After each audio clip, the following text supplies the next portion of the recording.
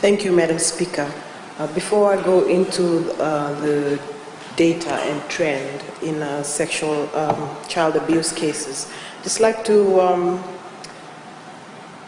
inform the House that the data I'll be referring to are those calls that have been received from children and authorities and caregivers through the Child Helpline 1325 under the reporting obligations under the Child Welfare Act of 2010, Madam Speaker.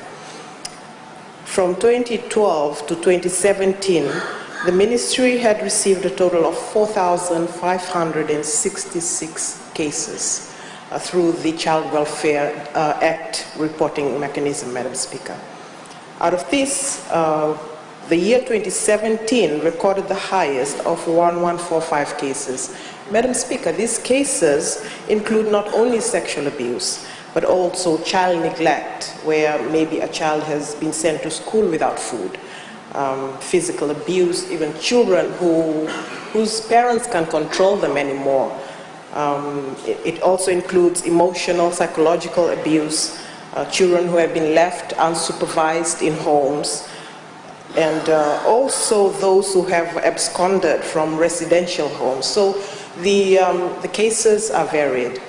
But the statistics, the year 2017, we registered the highest number of calls, Madam Speaker.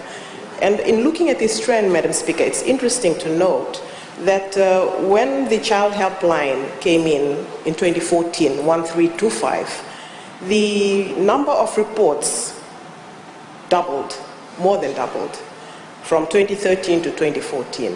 This, Madam Speaker, is because there is now a mechanism in place which has made reporting of child abuse cases more convenient, more accessible to those who come across cases of child abuse.